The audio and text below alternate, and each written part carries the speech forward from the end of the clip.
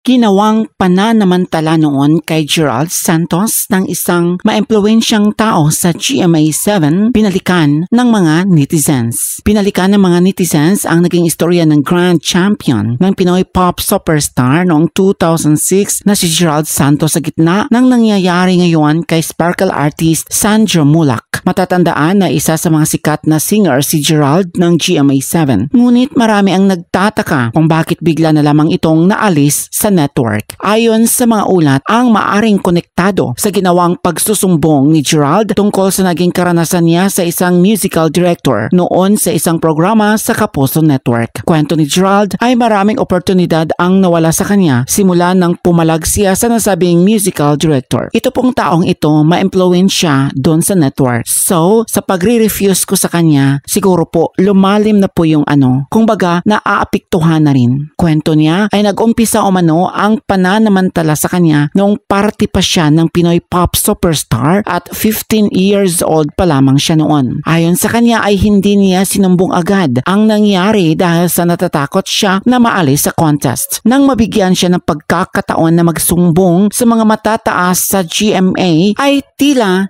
hindi nila pinansin ang sumbong ni Gerald at sinabihan na lamang na mag-move on. Ang nakaka-disappoint po kasi ang sagot lang po sa amin, just move on. Matagal na yun. Hindi pa po tapos ang kontrata ko. Nagpa-release lang po kami. Kasi nga po, dahil sa nangyari na to. As an artist po, gusto ko ring mag-grow. Dumating po sa point na hindi na po ako nag-grow kasi hindi rin ako nabigyan ng projects. Ikunento rin niya ang eksaktong nangyari sa kanila nang nasabing direct noong siya'y imbitahan nito sa isang show sa Iloilo. Early flight po kasi, first flight kami. So nag-ask siya na dahil maaga nga po, para hindi ma-late, pinatulog niya ako sa bahay niya. Tapos, yun na po, nasa kwarto niya po ako. Nagulat po kasi ako kasi isa lang ang kwarto. Mga chancing-chancing, yun na po yun. Hindi po ako pumayag, kaya hindi po natuloy. Malaki ang paniniwala ni Gerald na ang kanyang pagtanggi sa nasabing director ang naging dahilan ng pagtamlay ng kanyang career.